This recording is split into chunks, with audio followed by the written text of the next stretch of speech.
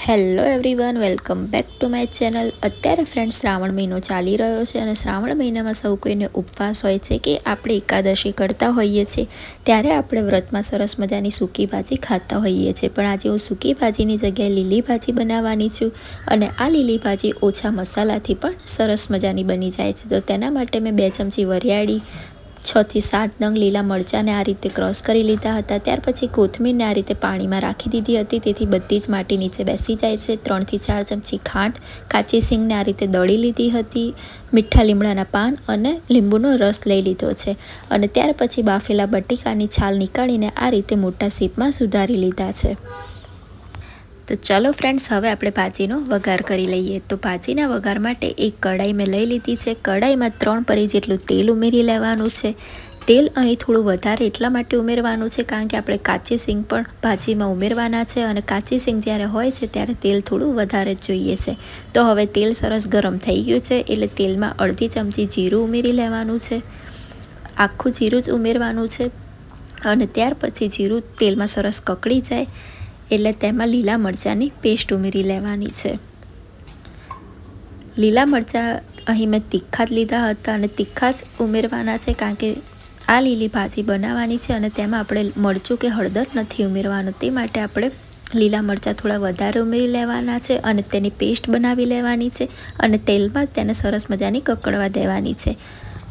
હવે કાચી સિંગ જે દળી હતી તેને આપણે ઉમેરી લેવાની છે અને થોડી દળેલી સિંગ રાખી મૂકવાની છે। વરિયાળી પણ થોડી ઉમેરવાની છે અને થોડી રાખી મૂકવાની છે।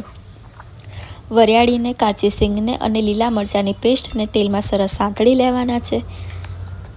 1 થી 1.5 મિનિટ જ આપણે તેલમાં તેને સાંતળવાના છે। ત્યાર પછી મીઠો લીમડો ઉમેરી લેવાનો છે। મીઠા લીમડાને આ રીતે મેં પાણીમાં પહેલાં સાફ કરી લીધો હતો અને ત્યાર પછી હવે મીઠા લીમડાને તેમાં ઉમેરી લીધો છે।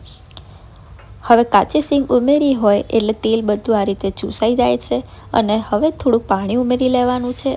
પાણી ઉમેરવાથી કાચી સિંગ આ રીતે કઢાઈમાં ચોંટશે પણ નહીં અને સરસ મજાની તેલમાં સંતળાઈ જાય છે। તો અહીં થોડું મેં બીજું પાણી ઉમેર્યું છે અને પાણી ઉમેરીને હવે બધા જ મસાલાને તેલમાં 1 થી 2 મિનિટ સુધી શેકાવા દેવાના છે। આ લીલી ભાજીમાં તમે ફુદીનો પણ ઉમેરી શકો છો। ફુદીનો પછી કોથમીર અને લીલા મરચાંની પેસ્ટ બનાવીને પણ ઉમેરી શકો છો, તેનાથી પણ સ્વાદ ખૂબ જ સરસ આવશે। હવે મેં ખાંડ ઉમેરી લીધી છે અને થોડી લીલા મરચાંની પેસ્ટ પણ ફરીથી ઉમેરી લીધી છે। ખાંડ અહીં મેં 2 થી 3 ચમચી લીધી હતી। હવે બધા જ મસાલાને તેલમાં સરસ મજાના સાંતળી લેવાના છે। બટેકા અહીં મેં 4 થી 5 નંગ લીધા હતા એટલે તેના માટે આપણે કાચી સિંગ 1 વાટકી જોશે અને ખાંડ 3 થી 4 ચમચી જોશે। એ તેનો પરફેક્ટ માપ છે અને આ માપથી સૂકી ભાજી ખૂબ જ સરસ બની જાય છે। હવે ત્યાર પછી મેં ફરાળી મીઠું ઉમેરી લીધું છે। ફરાળી મીઠું અહીં મેં 1 ચમચી ઉમેરી લીધું છે। હવે બધા જ મસાલા સાથે મીઠું પણ બરાબર મિક્સ કરી લેવાનું છે અને 1 થી 2 મિનિટ સુધી બધા જ મસાલાને તેલમાં સાંતળતા જવાનું છે।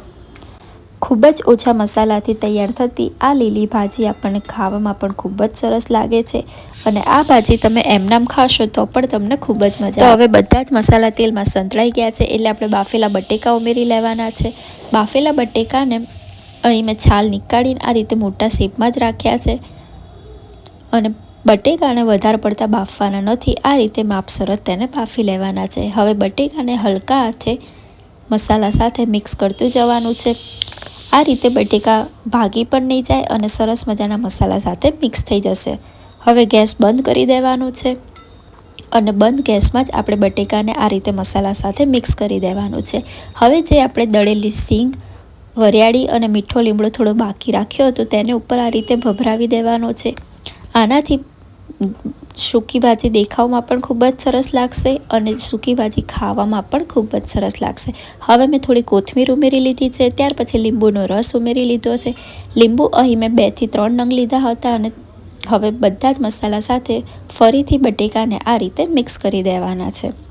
તો ફ્રેન્ડ, સરસ મજાની સ્વાદમાં લાજવાબ એવી લીલી ભાજી તૈયાર થઈ ગઈ છે અને આ સૂકી ભાજી જ્યારે મેં બનાવી હતી ત્યારે સૌ કોઈને ખૂબ જ ભાવી હતી અને બધાએ આ સૂકી ભાજીના વખાણ પણ કર્યા હતા અને આ સૂકી ભાજીમાં તમે દાડમ પણ ઉમેરી શકો છો અને દાડમ આ રીતે ઉપર જ ભભરાવાના છે, તેનાથી પણ સૂકી ભાજીનો ટેસ્ટ ખૂબ જ સરસ લાગશે। તો ફ્રેન્ડ્સ, તમને આ સૂકી ભાજી કેવી લાગી તે મને કમેન્ટ કરવાનું ના ભૂલતા. આ સૂકી ભાજી જોઈને જ આપણને ખાવાની ઈચ્છા થઈ જાય છે. તો હવે સૂકી ભાજી તૈયાર થઈ ગઈ છે. તો તેની જોડે ખાવા માટે મેં ફરાળી પૂરી પણ બનાવી લીધી હતી.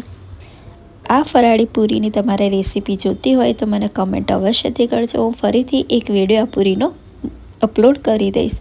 તો ફ્રેન્ડ્સ, સરસ મજાની પૂરી પણ હવે તૈયાર થઈ ગઈ છે અને આ પૂરી સાથે સૂકી ભાજી ખાવામાં ખૂબ જ સરસ લાગે છે.